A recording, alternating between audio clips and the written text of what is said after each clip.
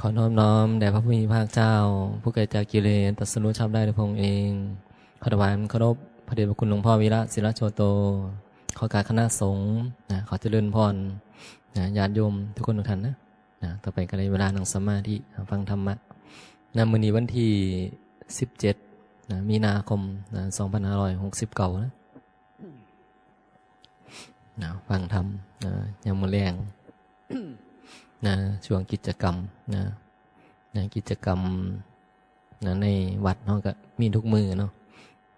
มาเว้นมีกิจกรรมเสาแรงเปิดโอกาสในคนในที่ต้องการมาปฏิบัติธรรมมาอยู่ศึกษาธรรมะเรียนรู้ธรรมะวัดเฮาวัดป่าสังคุยเนาะเป็นวัดที่เปิดประตูต้อนรับเปิดประตูต้อนรับคนที่มีความสนใจใครศึกษาในการศึกษาเรื่องของธรรมะเรื่องของความดับทุกข์เพราะมีบางคนเขาสนใจที่จะเรียนรู้ธรรมะแต่ก็ไปหาที่ปฏิบัติมันลำบากไปบางบ่อนบางที่ก็ต้องจองจองก็นึงจองไปจองล่วงหน้าแต่ว่ามานี้ถ้าจองล่วงหน้าได้ก็ดีเหมือนกันนะมันก็จะได้เตรียมความพร้อมจะได้หาอันนั้นอันนี้ไว้ให้แค่นั้นแหละเบิ่งว่ามีกุฏิว่างบ่มีที่พักบ่อย่างแบบนี้บ่ได้จองล่วงหน้าโอนเงินล่วงหน้าอย่างหรอกนะว่าเป็น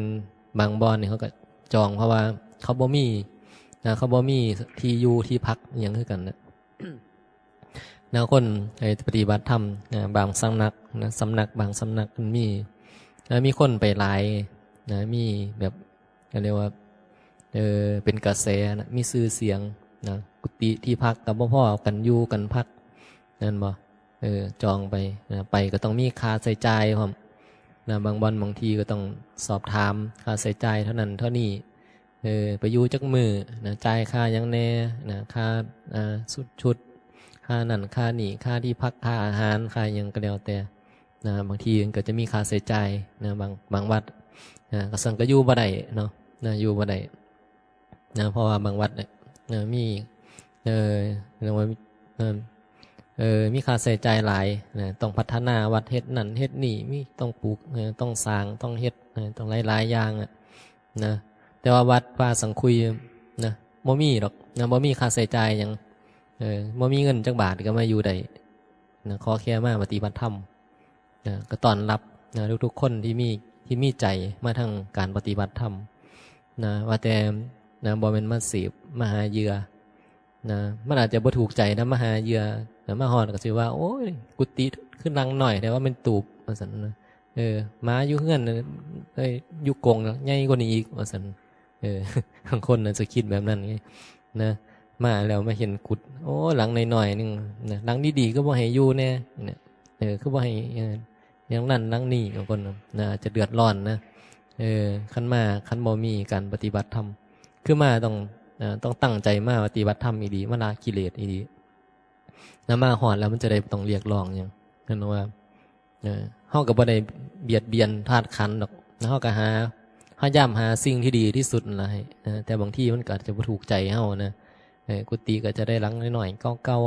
ๆบางหลังบ่มีห้องน้ำบางหลังก็บ่มีว่ามันบ่สะดวกสบายนะ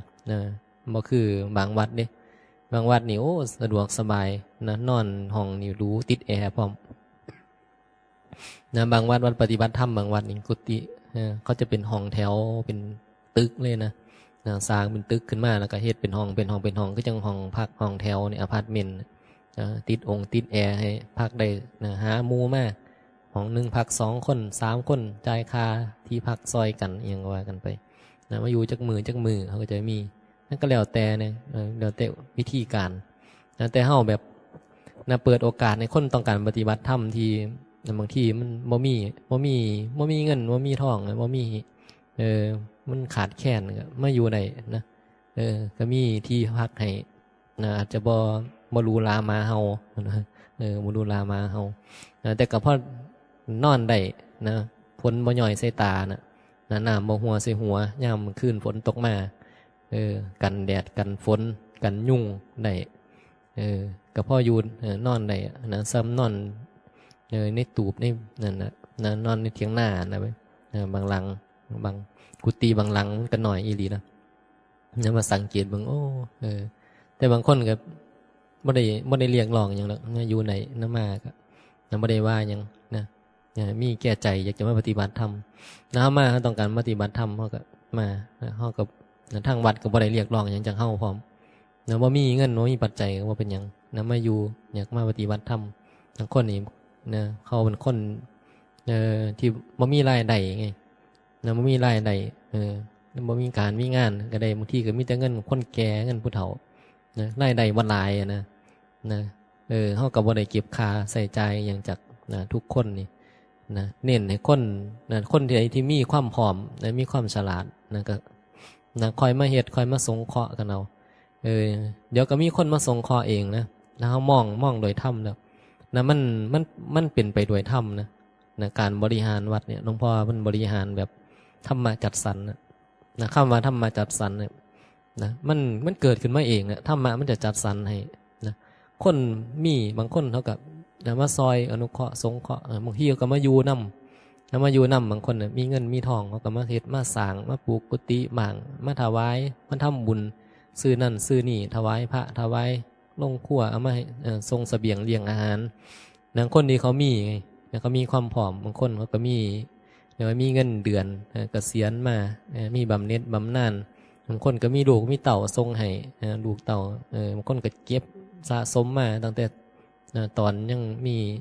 กำลังหาใดก็เก็บไว้เขาเอามาสงเคราะห์เอามาบริหารเอามาจัดการเอามาใส่มาจ่ายเนี่ยมันก็เลยอยู่ได้ไงทำมาจัดสรรคนที่มีก็มีอยู่คนบางคนบ่มีก็บ่เป็นหยังไงบ่ต้องวิตกกังวลบ่ต้องคิดมากก็อยู่ไปนั่นแหละอยู่ภาวนาปฏิบัติธรรมไปบ่ต้องไปเน้นเฮาบ่เน้นเรื่องบ่เน้นเรื่องการทำบุญอยู่นี่เน้นเรื่องการภาวนาการทำบุญมันเฮ็ดอยู่แล้วล่ะคันเฮาภาวนาเป็นแม่นบ่มีเงินคันเฮามีเหตุปัจจัยอย่างอื่นเฮาก็ซอยเหลืออย่างอื่นครูบามาอยู่ครูบาก็บ่มีเงินจักบาทนี่มาอยู่นำเงินบาทนึงก็บ่ติดตัวมาบ่ได้บ่มีเงินมาแล้วบ่มีบ่มีเงินก็มาอยู่นำบิณฑบาตชั้นไปมือ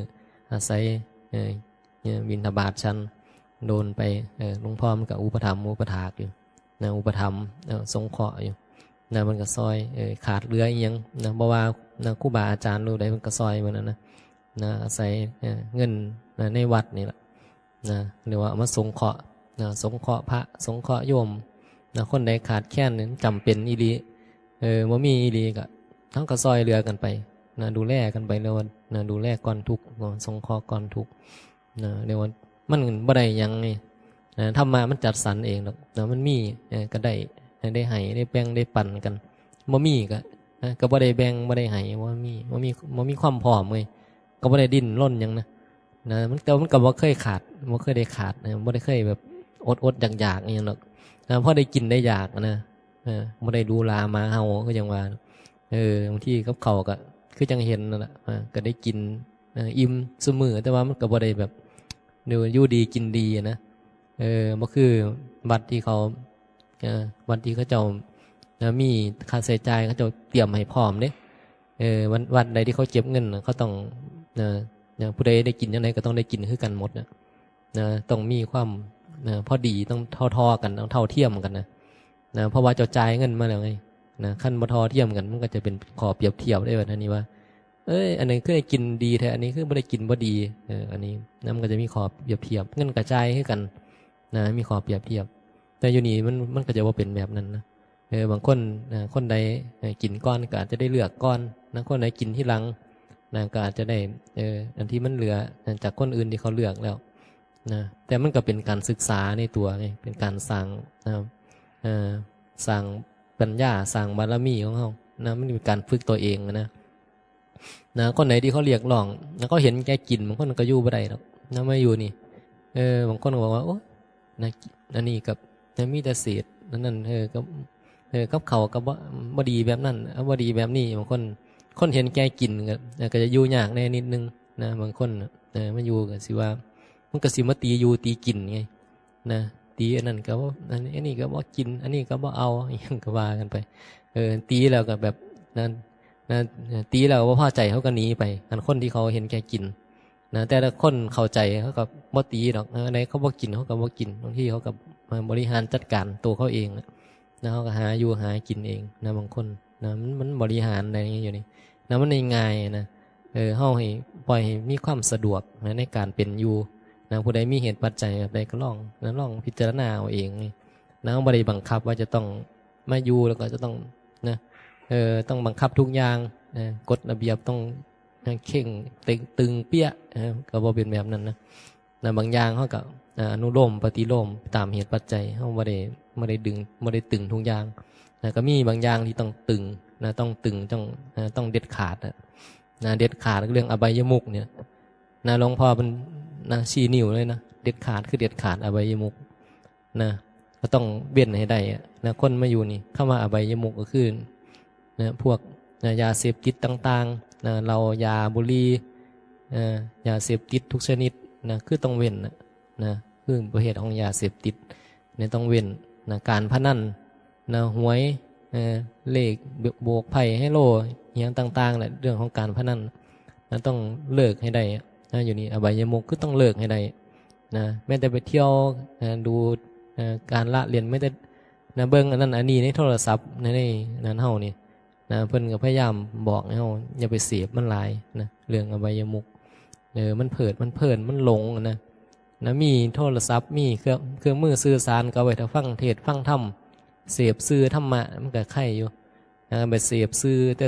สื่อกามอะไรกับนะมันก็เพลิดกับเพื่อนก็หลงนะมันเฮ็ดให้โง่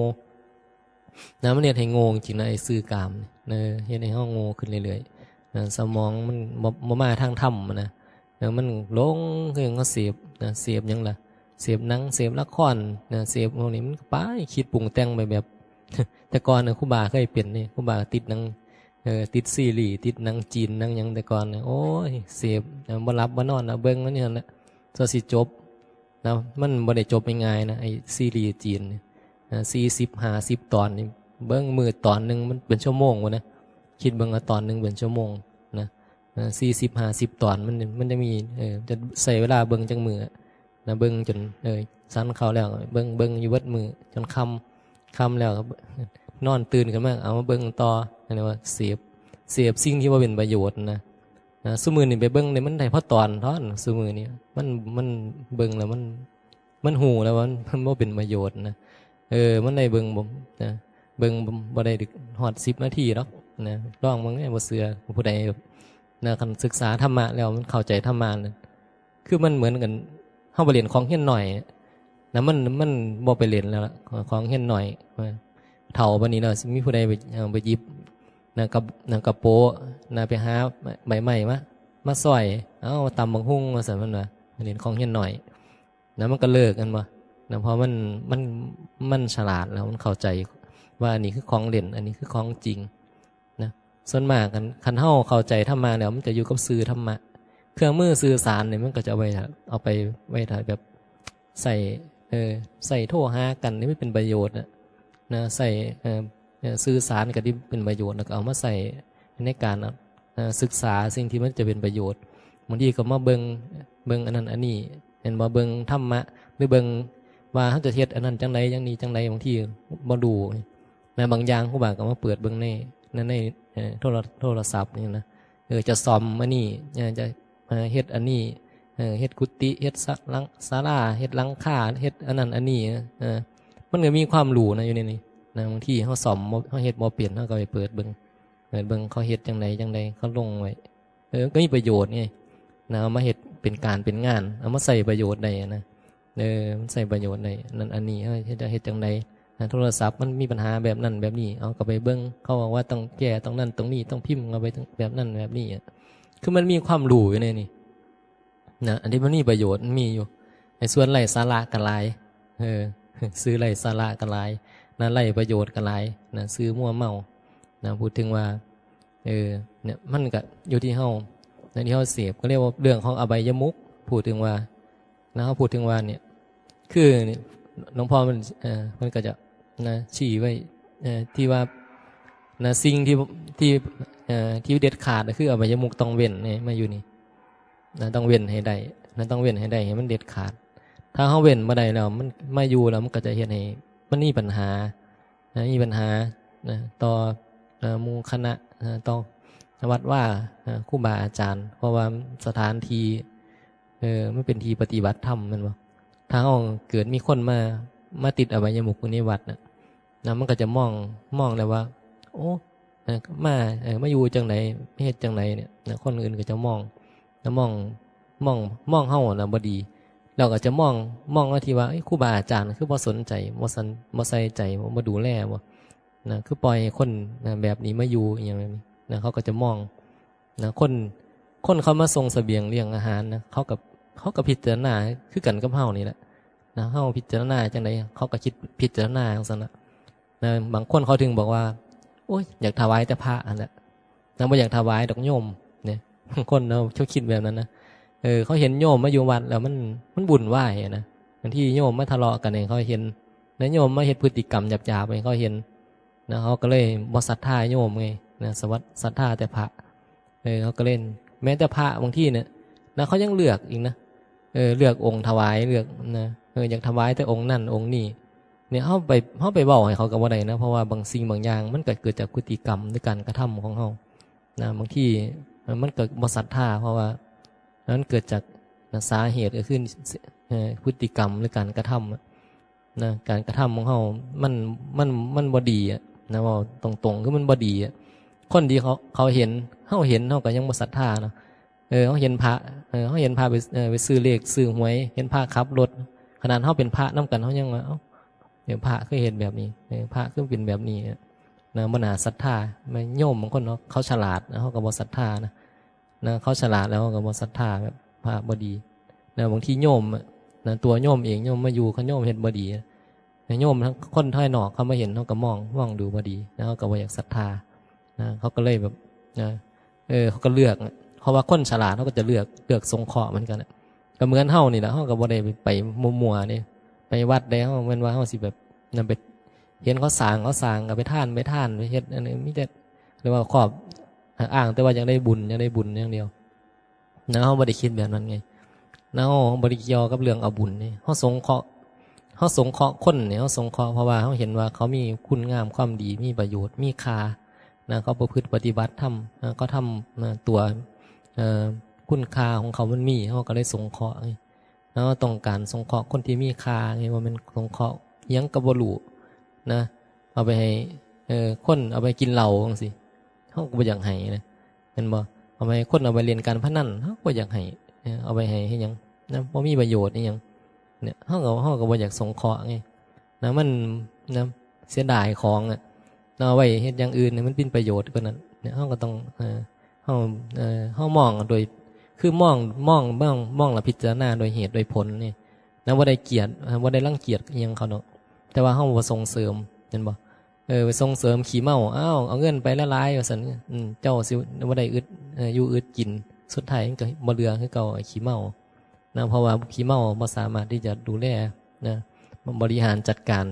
ทรัพย์สินเงินทองอีหยังได้เขาบ่มีความฉลาดเนี่ยเขาก็มาเบิ่งมาพิจารณาแล้วเนี่ยนะเขาก็เลยเลือกไอ้คนที่เขาฉลาดเขาก็เลยเลือกนะเลือกที่จะสงเคราะห์คนเขาเป็นว่าเขาบ่เลือกนะสังเกตดูนะโยมเมื่อกันนี่โยมในฉลาดเนี่ยนะก็เบิ่งพระเบิ่งหยังเบิ่งนักบวชเบิ่งแม่ชีแม่พราหมณ์คนที่เขามาเนี่ยเขาก็มาสังเกตด้วยกันเลยเขาบ่ได้เบิ่งแต่พระเขาเบิ่งคนในวัดเบิ่งหมดนะบางคนเขาถึงมาเขาถึงบอกไงว่าคือบ่ขัดกรองคนคือบ่เลือกคนที่มีคุณภาพในมาอยู่ในวัดนะคือบอกแต่คนดีๆนะคนที่มีคุณภาพนะคนที่จะดูกันนะจังรับมาอย่างแบบนี้จริงๆแล้วเขาก็ดูเขาก็เบิ่งนะเขาก็เบิ่งแล้วเขาก็ว่าเขาอยากมีความตั้งใจนั่นบ่ก่อนดีเขาจะรับคนเขามาเนี่ยเขาก็เบิ่งว่าเขามีความตั้งใจบ่อย่างว่าปฏิบัติธรรมบ่แต่ส่วนเขามาแล้วจะปฏิบัติได้หรือบ่ได้นั่นก็อีกส่วนนึงบางคนน่ะมันก็บ่ได้เพราะว่ามันยังบ่มีความรู้ไงยังบ่มีสัมมาทิฏฐิจะให้ปฏิบัติมันก็บ่ได้นะเพราะคนที่เขามาใช่ว่าจะเข้าใจธรรมะได้ง่ายนะ นะธรรมะนี่ไอ้คำว่าสัมมาทิฏฐินี่มันเป็นว่ามันจะเกิดขึ้นได้ง่ายๆนะมันเข้าใจยากนะมันเข้าใจยากแล้วถึงจะเข้าใจแล้วการปฏิบัติก็ว่ามันว่ามันจะได้ง่ายๆนะเมื่อเข้าใจแล้วก็มันว่ามันจะละได้ยังไงเนี่ยมันต้องใส่เวลาต้องให้โอกาสกันนะว่ามันว่าโอ้ยเจ้าเข้าใจแล้วนะก็ยังเฮ็ดบ่ได้อยู่ตอนใดจังสิเฮ็ดได้เนี่ยก็บ่ฮู้ว่าตอนใดจะเฮ็ดได้นะเข้าใจก็คือเข้าใจในการปฏิบัติต้องใส่ความเพียรพยายามนั้นต้องมีความเพียรความอดทนนะต้องต่อสู้กับกิเลสตัณหานะมันบ่ใช่ว่ามันจะเป็นไปได้ยังไงยิ่งบางคนนะมันกิเลสมันหนาเห็นบ่แค่ความเข้าใจกิเลสมันโอ้มันนะสติปัญญาที่เขาเข้าใจมันนิดหน่อยอ่ะนะเข้าใจนิดหน่อยแต่ไอ้เรื่องความโง่นี่มันถาโถมเข้ามามันหนักหนาสาหัสจริงๆนะมันหนักหนาสาหัสจริงๆไอ้กิเลสเนี่ยมันเป็นของง่ายๆนะการที่จะเอาชนะกิเลสได้บางที่เห็นบ่รู้ทั้งรู้นะรู้ทั้งรู้ว่ามันมีโทษนะถามว่าละได้บ่บ่ได้อยากละบ่อยากจะละนะว่าอยากบ่อยากเป็นแบบนั้นหรอกแต่มันทนบ่ไหวไงนะทนบ่ไหวบ่อยากบ่นดอกนะบ่อยากด่าดอกนะบ่อยากโกรธดอกนะบ่อยากโลภดอกนะแต่มันก็ทนกิเลสบ่ไหวนะทนนะแรงยั่วยุของกิเลสนะไอ้ซื่อมันก็นะมันนำเสนอมาไอ้กิเลสมันก็ทนกับซื่อบ่ไหวมันก็ลงไปเล่นกับซื่อเนี่ยมันเป็นแบบนี้ไงมันทนบ่ได้นะไอ้สัมมาทิฏฐิเนี่ยนะไอ้สัมมาทิฏฐิคันเฮาบ่จริงจังอีหลีนะคันเฮาบ่แต่ละมื้อนี้เฮาบ่มีเวลาที่จะน้อมใจไปให้ธรรมะนะโอกาสที่จะได้ที่จะละกิเลสความโง่มันก็หน่อยนะคันเฮาบ่ให้ค่ากับธรรมะนะธรรมะมันก็บ่มีค่าหรอกนะต่อให้เฮารู้ขนาดใดก็ตามนะไอ้ความรู้ที่มันมีอยู่เนี่ยมันบ่มีค่านะรู้ไว้ก็แค่นั้นแหละนะดูมากยิ่งดูมากก็ยิ่งก็ยิ่งโง่มากนะดูมากก็ยิ่งโง่มากนะบ่ได้ว่ามันว่าดูมากแล้วจะฉลาดมากนะเพราะว่าดูแล้วบ่เอาน้อมมาปฏิบัติไงนะดูไปก็แค่นั้นนะดูไปเถียงกันซื่อๆนะอันนั้นกูก็รู้อันนี้กูบ่รู้เอาไปมายิ่งทิฏฐิมานะหลายนะพอรู้มากนี่นะไผเว้าหยังก็บ่ฟังเห็นบ่พอกูรู้เบิดแล้วนะกูบ่ต้องไปฟังไผก็ได้ถ้ากูหันบ่ยอมไผ บ่ปฏิบัติหยังนี่เรียกว่ายิ่งรู้ก็ยิ่งโง่นะมันบ่ฉลาดขึ้นนั่นว่าเนี่ยมันก็เป็นเรื่องของกิเลสเลยในกิเลสนี่มันลึกลับซับซ้อนนะถ้าเราพิจารณาดีๆไอ้กิเลสนี่มันหลายจริงๆนะไอ้คนก็บ่รู้เรื่องหรอกไอ้ตัวเนี่ยไอ้ตัวรูปนะตัวรูปร่างกายนี่บ่รู้เรื่องหรอกแต่ว่ากิเลสนะมันลึกลับซับซ้อนไงนะตามมาทันมันนะคนนะมันบ่ฉลาดแล้วนะกันสัมมาทิฏฐิเฮาบ่ได้เนี่ยยิ่งจะบ่เห็นเลยนะแต่ถ้าสัมมาทิฏฐิได้บางก็ยังพอเห็นบางเป็นบางครั้งบางเวลานะคนที่ได้สัมมาทิฏฐินี่มันก็ยังละอีหยังบ่ทันละได้นะละอีหยังยังบ่ทันละได้นะคนที่ได้สัมมาทิฏฐิแต่รู้แค่นั้นเองนะคนที่ละได้นี่นะมีแต่พระโสดาบันนะที่เริ่มละได้แบบนี่ในขอบเขตพร้อมมีขอบเขตนะคนที่ได้สัมมาทิฏฐิยังยกตัวอย่างความโกรธเนี่ยคนที่ได้สัมมาทิฏฐิยังละความโกรธบ่ได้นะยังละความโกรธบ่ได้แต่จะแสดงออกมากหน่อยซ้ำใดนะมันก็จะมีเหตุปัจจัยของมันแต่มันก็ยังมีความโกรธอยู่เหมือนเดิมนะคือยังละความโกรธบ่ได้ไงยังโกรธอยู่ยังโกรธอยู่เหมือนเดิมบางทีอาจจะบ่นอยู่ในใจหรืออาจจะเว้าออกมาหรืออาจแสดงอาการอาจจะลงไม้ลงมือก็ได้เพราะคนที่ได้สัมมาทิฏฐินี้ยังกระทำไปตามความโกรธได้เหมือนเดิมมาเว้นเสียแต่พระอริยโสดาบันที่เพิ่นละความโกรธได้นะละความโกรธได้แล้วนี่คือผู้ที่จะละความโกรธได้ยกตัวอย่างไงนะมีพระโสดาบันที่จะละความโกรธได้นะละได้ก็ไม่ได้หมายถึงว่าละได้หมดนะละได้ในระดับของโสดาบันนะคือความโกรธเพิ่นนะเพิ่นจะบ่มีความโกรธจะเหลือแค่ความรู้สึกปฏิฆะหงุดหงิดบ่พอใจนะปฏิฆะก็คือว่า มันหงุดหงิดอ่ะมันบ่รู้สึกบ่พอใจคนนี้นะบ่พอใจสิ่งนี้นะมันรู้สึกหนหวยแต่ก็บ่ได้โกรธเด้นะขั้นโกรธนี่มันปีดตกนรกนะคำว่าความโกรธนี่มันคือนรกนั่นแหละนะความโกรธเนี่ยนรกนั่นละความร้อนน่ะมันห่อนมันมันอาจจะหึมห่ำอยู่ในใจหรือมันจะแสดงออกมาบนออกมาด่าออกมาหรือก็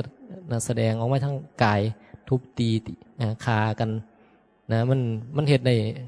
ด้หลากหลายไงนะลงมือตีลงมือขานะลงมือทำลายเห็นบ่หรือบางทีบ่ถึงขั้นลงมือก็นะด่าทะเลาะด่ากันนะบอกคำนั้นอันนั้นอันนี้ให้กันแล้วก็ขึ้นด้วยความโมโหความโกรธนะมันร้อนดุ่มมันห่อนนะเพิ่นจะบอกว่าเนี่ยมันลงอบายไงนะคือตกนรกนรกนั่นละคือความร้อนความร้อนที่เกิดจากความโกรธคนที่ได้สัมมาทิฏฐิก็เลยยังโกรธอยู่ก็แสดงว่ายังตกนรกในอยู่นะยังตกนรกในอยู่ส่วนโสดาบันเนี่ยนะเพิ่นบ่มีความโกรธไงนะเหลือแค่ปฏิฆะนี่มันจะบ่ลงนรกเพราะว่ามันแค่หงุดหงิดรู้สึกบ่พอใจแค่แบบจังไดวะเจ้าจังใดแบบคือบ่ได้แบบร้อนร่นทุรนทุรายนะสิบ่นก็ว่าบ่นดอกนะคันเป็นคนนะคันแม่นเว้าก็จะเว้าไปดีๆว่าเฮ้ย นะคันจะแม่นเว้าก็จะบอกให้ดีว่า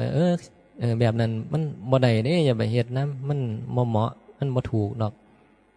ก็สิเว้าโดยมีสติไงเพราะว่าโสดาบันนี้สติเพิ่นบ่ขาดอยู่แล้วนะคำว่าโสดาบันพระโสดาบันน่ะเพิ่นปฏิบัติธรรมอยู่ตลอดเพิ่นได้มีสติต่อเนื่องแค่ว่านะการควบคุมกิเลสเนี่ยมันมีแค่ระดับต้นๆแค่นั้นเองแล้วมันยังมีกิเลสตัวปฏิฆะยังมีอยู่แต่สัมมาทิฏฐิเนี่ยนะมันจะบ่เป็นแบบนั้นไงมันจะควบคุมบ่ได้เลยเวลาสื่อมันยั่วคักเนี่ยคือโกรธก็คือโกรธไปเลยมันเป็นแค่ปฏิฆะแล้วห่อนบูดห่อนวืดขึ้นมาเลยนะเวลาแสดงออกก็เลยแสดงออกแบบนะเว้าก็เว้าแบบใส่อารมณ์นะสังเกตบ่นะคนที่เป็นโสดาบันเขาจะบ่ใส่อารมณ์นะบ่ใส่อารมณ์ในการพูดคุยกันเพราะมันมีสติควบคุมความโกรธได้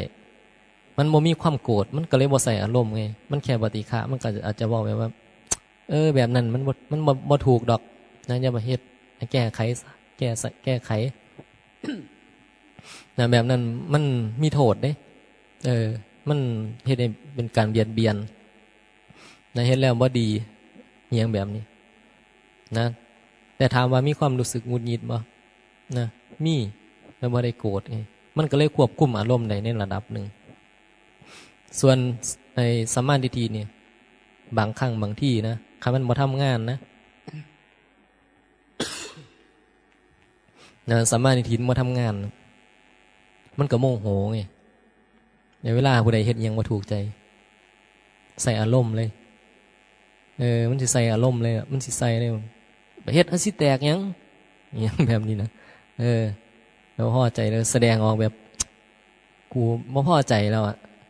กูควบคุมตัวเองบ่ได้แล้วนะบังคับตัวเองบ่ได้ควบคุมตัวเองบ่ได้เขาเรียกว่าขาดสติแล้วตอนนั้นสัมมาทิฏฐิบ่ได้ทำงานนะตกนรกแล้วเห็นบ่มันปิดประตูอบายบ่ได้ไงนะแค่ได้สัมมาทิฏฐิมันยังปิดประตูอบายบ่ได้แต่มันก็ยังดีกว่าคนที่บ่ได้อย่างน้อยๆเมื่อเฮาระลึกได้มันก็จะกลับขึ้นมาปฏิบัติได้เพราะสัมมาทิฏฐิก็จะซอยเฮานะซอยเฮาได้ปฏิบัติแต่มันบ่ต่อเนื่องแค่นั้นมันเป็นขาดเป็นรากเป็นตอนมันคือมันบ่ต่อเนื่องคือจังพระโสดาบันไงส่วนพระโสดาบันนี่มันเป็นอัตโนมัติมันบ่เคยขาดไงนะมันบ่เคยขาดแต่ว่าไอ้ความโง่น่ะมันยังมีหลายอยู่แค่นั้นเองมันยังมีอยู่นะมันยังมีอยู่มันยังปฏิฆะอยู่ไงมันยังโง่ยังปฏิฆะอยู่ขั้นนะมันเบิดความโง่แล้วมันก็บ่ปฏิฆะคือจังพระอรหันต์นี่เพิ่นบ่ปฏิฆะบ่มีความรู้สึกหยังแล้วนะยังมากเพิ่นก็เห็นแล้วเพิ่นก็จะเว้าไปธรรมดาแล้วก็บ่ได้มีรู้สึกปฏิฆะอีหยังแต่เพิ่นอาจจะเว้าด้วยความเมตตานะบอกว่าไม่แบบนั้นบ่ถูกดอกมันผิดนะคนเป็นแบบนั้นแบบนี้อีหยังก็ว่ากันไปนะบ่ได้มีแรงต่อต้านกดดันอีหยังบ่มีปฏิฆะหงุดหงิดเขามีนะ แต่โซดาบันมีไงนะธรรมชาติของโซดาบันนี่มีนะมีแรงว่ามันมีแรงกดดันเฮ็ดให้เกิดหงุดหงิดรำคาญรำคาญเรื่องเล่าเรื่องนี้รำคาญคนนี้รำคาญสิ่งนี่เองแบบนี้นะมันจะมีความรำคาญนะรำคาญหงุดหงิดนะนี่คือคนที่เป็นโซดาบันแล้วมันก็จะแค่นี้นะจะเหตุการณ์ได้ต่างๆมันจะหลายขนาดใดก็ตามนะโซดาบันก็จะแค่หงุดหงิดนะเหตุการณ์นั้นจะหลายขนาดใดก็ตามเขามายิ่งพอยิ่งแม่ขาพ่อขาแม่ขาคนขาลูกขาเต้าขาผัวขาเมียมาป่นมาจี้มาตีมาขามาเอียงก็ตาม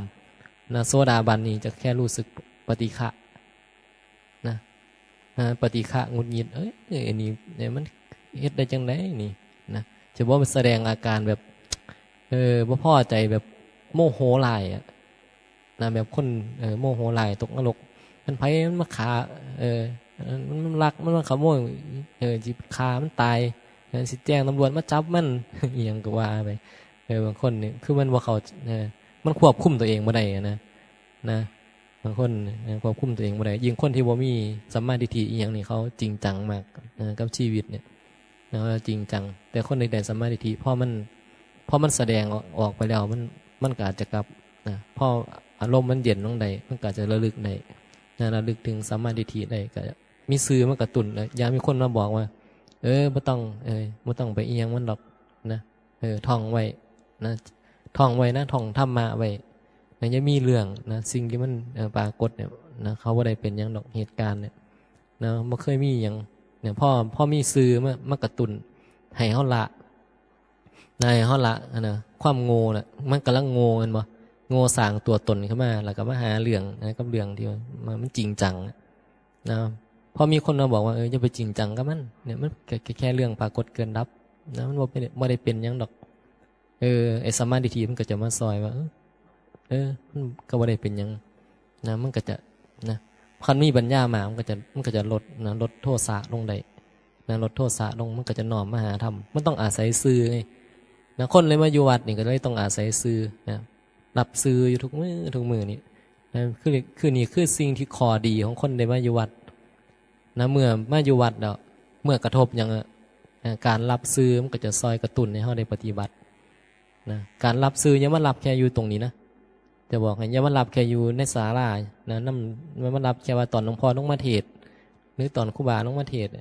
ให้เฮาพยายามรับซื่อบ่อยๆนะรับซื่อธรรมะบ่อยๆมันจะเกิดความเคยชินขึ้นมาเองนะพยายามรับบ่อยๆโดยการหาซื้อเอาวิทยุหน่อยมาฟังก็ได้นะโทรศัพท์เนี่ยเอามาใส่ประโยชน์นะอย่าทิ้งซื้อเพราะซื้อนี่แหละจะเป็นตัวซอยนะตัวซอยให้จิตเฮามันหน่อมนะคันเฮาบ่รับซื้อเนี่ยจิตมันจะบ่หน่อมจิตมันจะแข็งกับธรรมมันต่อต้านเพราะว่าโดยกิเลสแล้วมันบ่อยากให้รับแล้วมันบ่ค่อยหน่อมไปหาธรรมนะตัวตนนี่มันธรรมดานะคนที่จะบ่รับซื้อมีแต่พระอรหันต์เท่านั้นนะคนที่บ่รับซื้อที่เหลือนั้นเขาต้องรับซื้อหมดนะต้องรับซื้อการปฏิบัติมันต้องรับซื้อบางสิ่งบางอย่างเขาไม่ได้รับจากภายนอกเขาก็ต้องรับในจิตวิญญาณเขานั่นต้องมีซื้อมากระตุนนะเพราะมันกิเลสยังมีอยู่ไงนะมันต้องรับนะเพราะว่าเป็นยิ่งเป็นภาพมาที่ปฏิบัติเนี่ยพระอริยบุคคลชั้นต้นนะเป็นพระเสขะเนี่ยเพื่อจะรับซื้อตอนหนึ่งที่กับพิจารณาเองโดยตาหูจมูกลิ้นกายใจยังมันกับพิจารณาไปเองบางที่ก็เบิ่งโดยตัวของเราเองพิจารณาเองแล้วนึกคิดปรุงแต่งขึ้นมาเองบางสิ่งบางอย่างพิจารณาเองโดยขันมันปรุงของมันเองแต่การรับซื้อที่ดีตอนนี้ถ้าเกิดเขายังไม่ได้เปลี่ยนยังนะการรับซื้อที่ดีนะจะบอกให้ว่าการฟังธรรมะบ่อยๆนะมันจะซอยกระตุ้นได้ดีที่สุดนะคันเขายังไม่เป็นอริยบุคคลนะคันเขาบ่รับซื้อนะเดี๋ยวมันสิห่างออกนะมันสิห่างออกจากซื้อแล้วมันคือคณะของเฮานี่มันเป็นตัวตนอยู่ตลอดเห็นอยู่บ่นะเป็นตัวตนอยู่ตลอดไม่ว่าจะเจอกับอีหยังนะมันมีตัวตนอยู่ตลอดนะเหตุการณ์ทุกอย่างเจอคนก็ว่าคนนั่นคนนี้นะผู้นั้นจังสั่นผู้นี้จังสี่นะบ่ถูกใจคนนี้แล้วก็บ่ถูกใจคนนั้นก็เป็นจังสั่นเนาะนะคนนี้เป็นจังสีเนาะ เดี๋ยวก็บ่ชอบคนนั้นเดี๋ยวก็บ่ชอบคนนี้อยากจะจัดการคนนั้น จัดการคนนี้อันนี้คือมันถิ่งซื่อไงนะสิ่งถิ่งซื่อธรรมะน่ะบ่ยอมบ่ยอมพอไปอยู่กับซื่อจริงๆแล้วมันเห็นบ่มันก็จะน้อมนะมันก็จะตัดออกแปลว่าซื่อธรรมะนี่มันจำเป็นนะไอ้กิเลสมันหนาไงมันจะชวนให้เราเป็นตัวตนอยู่ตลอดนะเจ้าบ่ค่อยสนใจบ่ค่อยใส่ใจกับการพิจารณาธรรมเรียกว่าสติเจ้าบ่อยู่กับธรรมะนะจะปล่อยแต่ละมือนี้บางทีครูบาอาจารย์ไปถึงถามไงว่าได้ภาวนาบ่มื้อนี้ได้ภาวนาบ่ได้ภาวนาบ่ได้ภาวนาบ่ก็หมายถึงว่าเฮาได้น้อมใจพิจารณาธรรมบ่มีบ่ทั้งมือบางทีมันอาจจะได้มาน้อมอยู่ตอนที่หลวงพ่อเทศน์หรือบางคนจะไม่ได้สนใจได้ก็ได้นะหลวงพ่อมาเทศน์ก็เทศน์ไปเถอะเทศน์ไปเถอะหลวงพ่ออยากเทศน์เทศน์ไปขน่อยไม่ได้สนใจหยังดอกเทศน์ไปโลดนะเป็นหน้าที่ หน้าที่ของหลวงพ่อเพิ่นมักเทศน์ก็ปล่อยเพิ่นเทศน์ไปยังก็ว่าไปบางคนอาจจะคิดแบบนั้นก็ได้นะเพราะว่าคิดว่าตัวเองเข้าใจแล้วไงนะคิดว่าเฮานี่เข้าใจแล้วนะบ่ต้องฟังก็ได้ดอกเพิ่นว่าบ่ฟังก็ได้ดอกเข้าใจเบิดล่ะฮู้เบิดแล้วล่ะอีหยังก็ได้นะฮู้เบิดนะสุอย่างแม่นบ่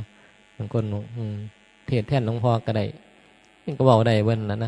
ะฟังเสมอไอ้ความจำมันก็จำได้ไงไผก็เว้าได้ให้อุบาสกมาบอกก็เว้าได้นะให้แม่ชีแม่พราหมณ์มาบอกก็เว้าได้หมดนะเว้าแทนนางครูบาอาจารย์เว้าได้หมดนะไผมาบอกก็เว้าได้นะแต่ปัญหาว่านะปฏิบัติได้บ่แค่นั้นเองนะปฏิบัติได้บ่ยังหายหรือยังหายโกรธหรือยังถามกันว่าหายโกรธหรือยังหายตั้งข้อหาหรือยังนะต้องข้อหาคนนั้นคนนี้หายแล้วบ่เศร้าโลภแล้วบ่นะบ่อยากได้ถามมึงถามตัวเองมึงหรือยังหาเรื่องอยู่ผู้นั้นจังสั่นเนาะผู้นี้จังซี่เนาะเดี๋ยวก็น้อยใจผู้นั้นเดี๋ยวก็น้อยใจผู้นี้เดี๋ยวก็โกรธผู้นั้นเดี๋ยวก็โกรธผู้นี้เดี๋ยวสิจัดการผู้นั้นผู้นี้คนนี้โอ้นั่นเห็นบ่ต่อให้เข้าใจหลวงพ่อเทศขนาดใดนะบ่แท้นไหนก็คือเก่านะคันเฮายังโกรธอยู่มันก็บ่ได้มีผลหยังไม่มีผลนะบ่เกิดผลหยังนะควบคุมตัวเองบ่ได้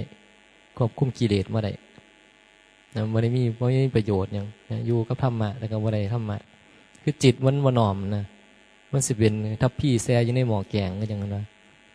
ก็แซ่ไปเถอะกูบ่ได้รู้รสรู้ชาติยังทัพพี่เห็นบ่ทัพพี่มันก็แซ่ไปจะแซ่จะแกงยังก็แซ่ไปเนาะจะแกงสมแกงหวานจะลงไปแซ่ยังก็แซ่ไปทัพพี่มันก็บ่รู้รสไงเฮาเหมือนกันนะอยู่วัดนะเทศก็เทศไปโลดนะเทศไปก็บ่ได้สนใจบ่ได้ฮ้อนได้หนาวนำมันก็เป็นแบบนั้นน่ะนะคันเฮาบ่ใส่ใจในการ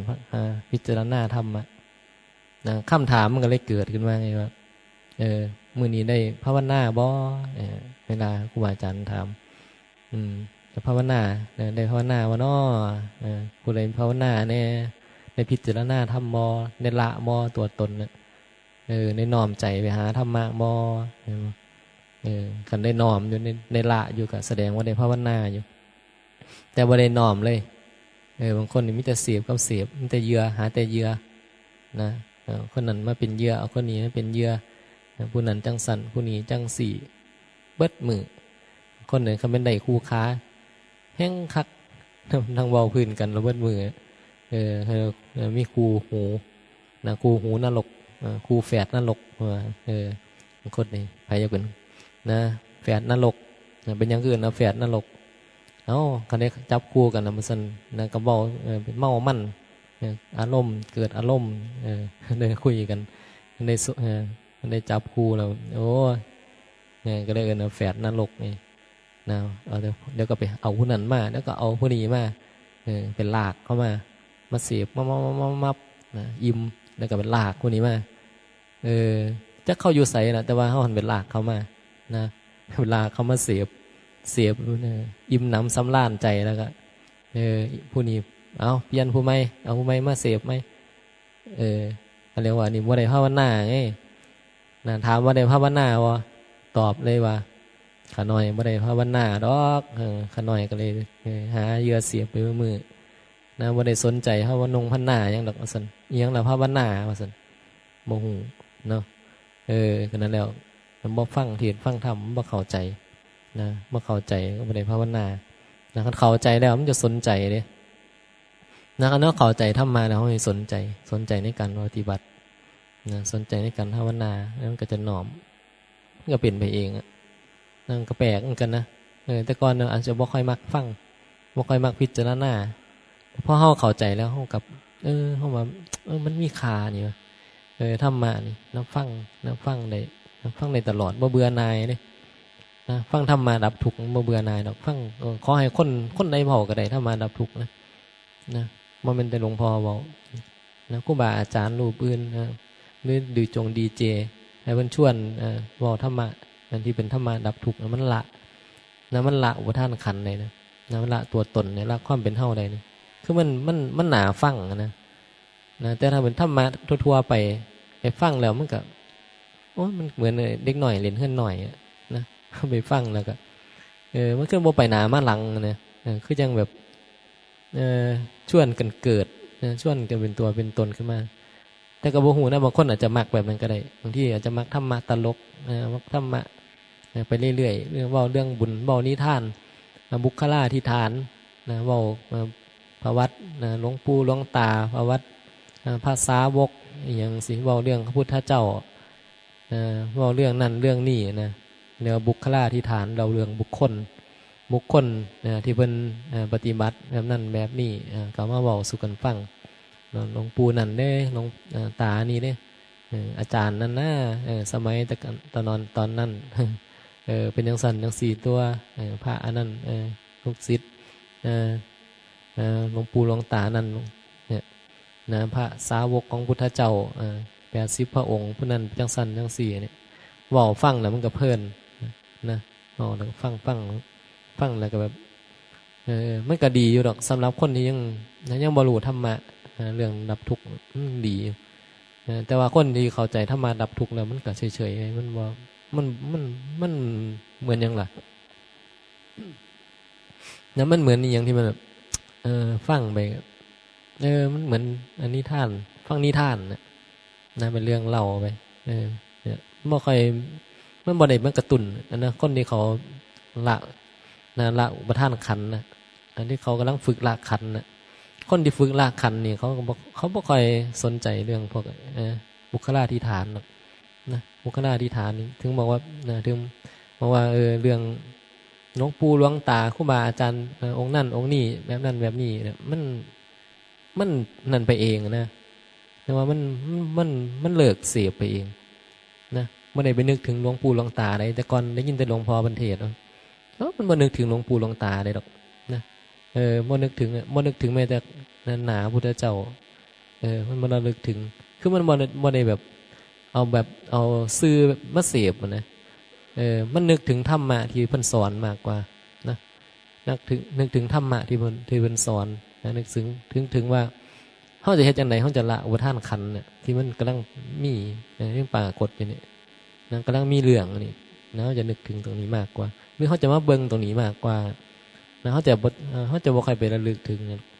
เฮาจะมาเบิ่งว่าขณะนี้นะมันเอาเรื่องนี่มันมีเรื่องหยังบ่เนี่ยแล้วมันยังเกิดอยู่บ่นี่แล้วมันยังโง่อยู่บ่เนี่ยนะขณะเนี่ยแล้วยังโง่ยังมีเรื่องกับเหตุการณ์อย่างต่างๆบ่เพราะว่าแต่ละมือมันหันมีภารกิจหน้าที่หรอกมันหันเกี่ยวของกับนะเกี่ยวของกันหรอกมันต้องมาเจอกันนะมันต้องมาเจอคนเจอเขาเจอเข้ามีภารกิจโน่นนี่นั่นนะมันต้องเกี่ยวของกันนะมันต้องเกี่ยวของกันมีเรื่องได้เว้าได้คุยได้เฮ็ดได้ทำรวมกันมันหันมีแล้วเฮากลับมาเบิ่งที่ปัจจุบันไว้มันมีเฮาบ่กับเหตุการณ์ต่างๆนะเฮาเป็นจังไดพอใจบ่พอใจเป็นสุขเป็นทุกข์จังไดนะยังโง่บ่ยังยึดมั่นถือมั่นบ่เนี่ยคือมันได้ฝึกดูกิเลสความโง่อยู่ที่ขณะนะมันจะบ่สนใจเรื่องอื่นน่ะเรื่องว่าหลวงปู่ได้หลวงตาได้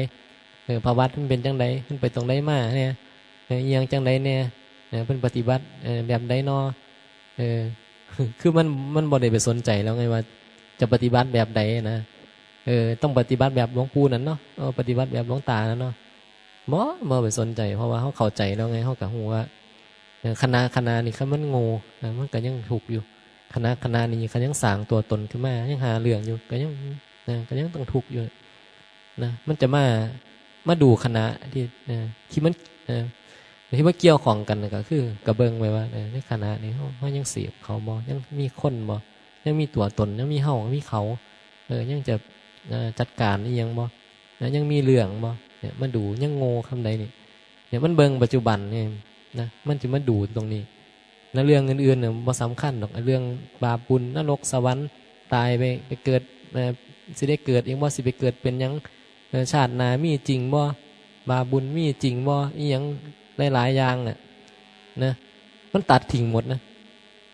มันตัดทิ้งหมดอ่ะมันบ่ได้ไปนึกถึงตรงนั้นนะมันเอาไว้ที่หลัง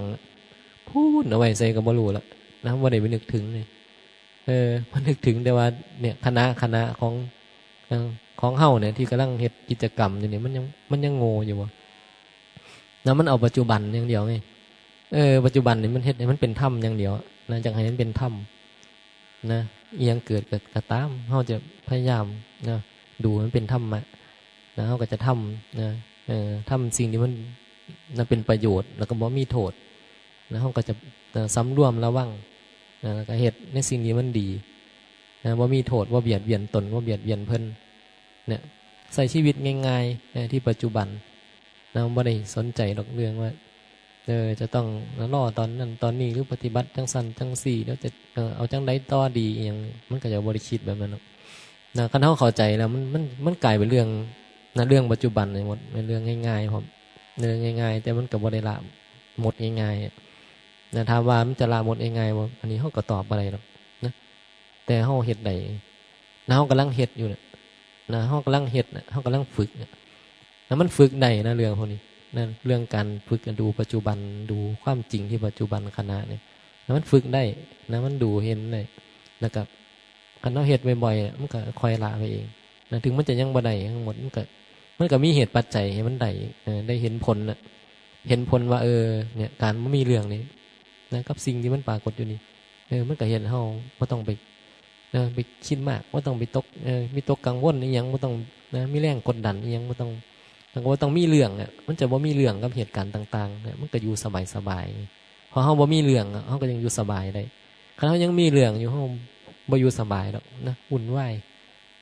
เรื่องนั้นเรื่องนี้นะบ่จบจักเทื่อ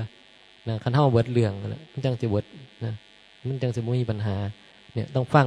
พยายามฟังพยายามพิจารณาจนกว่ามันจะเข้าใจนะครูบาก็มาปรารภให้ฟังนะมื้อนี้สมควรแก่เวลานะมื้อนี้วันที่17เนาะมีนาคม2569ขออนุโมทนาสาธุกับญาติโยมสาธุชนทุกคนทุกท่านที่มีศรัทธาตั้งใจศึกษาเรียนรู้ประพฤติปฏิบัติตามพระสัทธรรมคำสอนขององค์สมเด็จพระสัมมาสัมพุทธเจ้า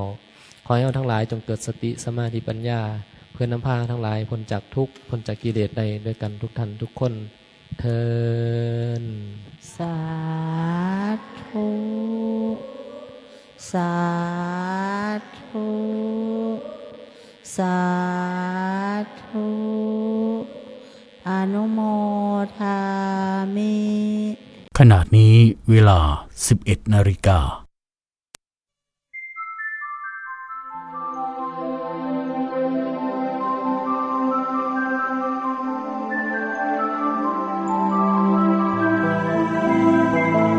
ที่นี่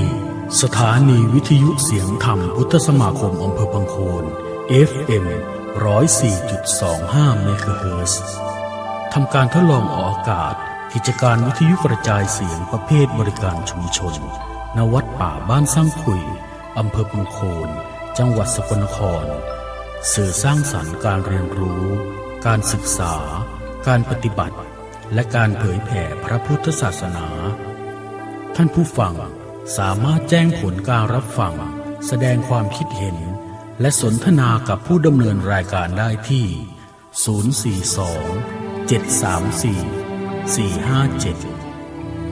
042-734-457 ขอบพระคุณและขออนุโมทนาบุญกับญาติธรรมทุกท่านที่สนับสนุนและมีส่วนร่วมในทุกช่วงรายการมาณโอกาสนี้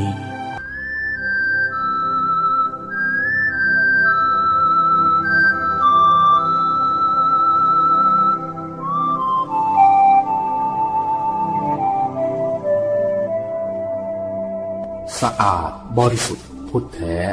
FM 104.25 เมกะเฮิรตซ์ที่นี่ไม่มีเรื่องอย่างนี้ ดูหมอต่อดวงชะตาบอกใบ้ให้หวยสะเดาะเคราะห์ทำเสน่ห์หมอวิเศษ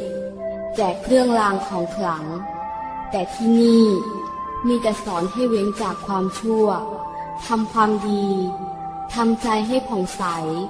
ตามหลักพุทธธรรมคำสอนคือศีลสมาธิและปัญญาอันเป็นหนทางนำชีวิตให้สงบเย็นและดับทุกข์ได้โดยสิ้นเชิง 104.25 สื่อสีขาวของชาวพุทธบริสุทธิ์ผ่องใสในคำสอนเผยแผ่ธรรมนำสุขสถาพรปวงนิกรร่มเย็นเป็นสุขเอ่ย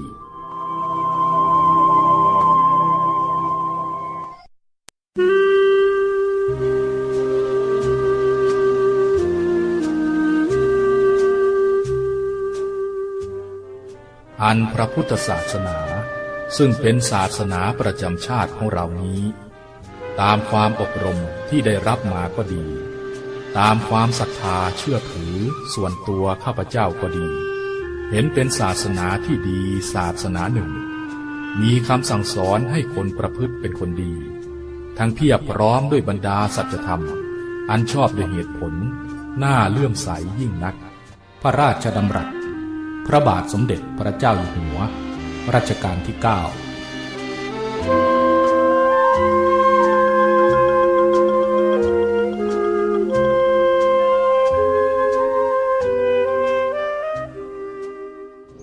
ทุกเทศกาลคริสต์มาสก็ให้ปีใหม่ก็ให้สงกรานต์มันก็ให้นึกอะไรไม่ออกก็เล่าอะไรๆก็เล่าเราจะไปทิ้งก็ไม่ได้เกรงใจเขาใส่ลังใส่ตู้อะไรต่ออะไรภรรยาเขาก็เอาไปเททิ้งบ้างหรือเปล่าเราก็ไม่รู้อาจารย์มาให้ผมสิครับอย่าล้อเล่นนะให้เล่าเนี่ยมันเท่ากับแช่งครับขอโทษครับพี่ครับปีใหม่นี้มาซื้ออะไรเป็นของขวัญครับเป็นพวกหนังสือพระอะซื้อผักปลอดสารพิษดีกว่านมกาแฟครับผลไม้ครับกระเป๋าครับอะไรก็ได้ที่มันฮิตกางเกงขาสั้นครับกางเกงขายาวครับซื้ออะไรก็ได้ที่ไม่ใช่เหล้าครับก็ดีนะอย่างก็ได้เจเหล้าครับอะไรก็ได้ที่ไม่ใช่เหล้าอะไรก็ได้ที่ไม่ใช่เหล้าก็ซื้ออะไรก็ได้ที่ไม่ใช่เหล้าอะไรก็ได้ที่ไม่ใช่เหล้าอะไรก็ได้ที่ไม่ใช่เหล้าใครๆก็รู้อ่ะให้เหล้าเท่ากับแช่งอันตัวกูตัวสูมีได้มีแต่พอโง่มันเป็นผีโผล่มาได้พอหายโง่กูสูก็หายไปพอโง่ใหม่โผล่ใหม่ดูให้ดีแต่ละข้างต่างยึดว่าตัวกูจึงเกิดการต่อสู้กันอย่างผีต่างหมายมั่นแก่กันฉันไพรีทั้งเปิดเผยลับลี้มีทั่วไปที่ด้อยกว่าสู้ว่ากูก็มีดีที่เด่นกว่าคมขีเขาเข้าไว้ที่พอกันท่าไม่ว่าใครล้วนแต่ใครโด่งเด่นเป็นธรรมดาเอาพระธรรมกวาดล้างอย่างไม้กวาดสำหรับฟาดหัวสัตว์ที่ข้างฝาตกกระเด็นเป็นเหยื่อแก่ไก่กาที่เก่งกว่าคืออย่าโง่ให้โผล่เอ่ย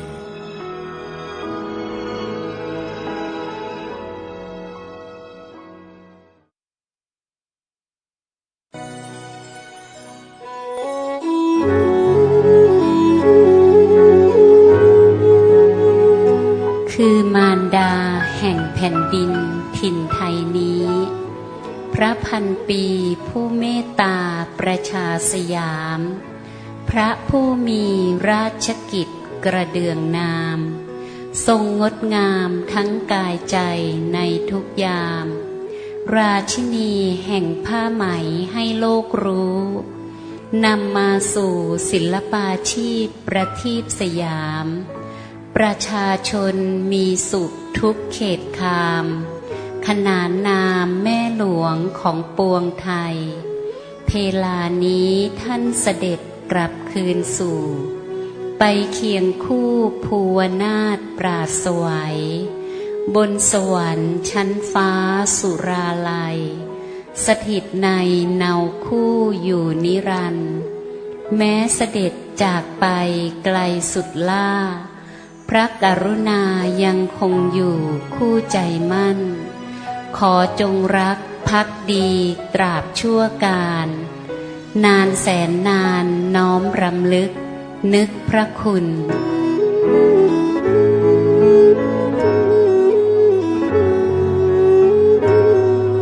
น้อมสำนึกในพระมหากรุณาธิคุณเป็นล้นพ้นอันหาที่สุดมิได้ข้าพระพุทธเจ้าคณะผู้บริหารและเจ้าหน้าที่สถานีวิทยุเสียงธรรมพุทธสมาคมอำเภอพังโคน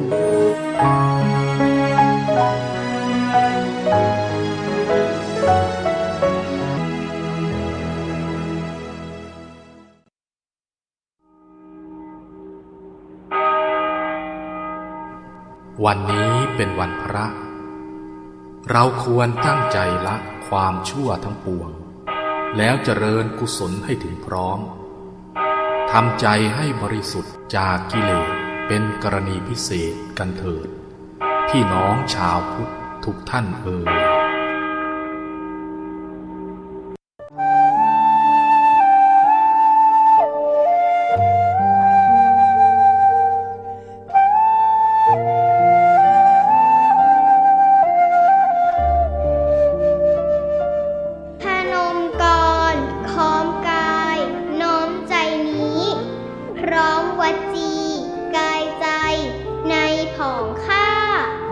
กราบแทบเท้า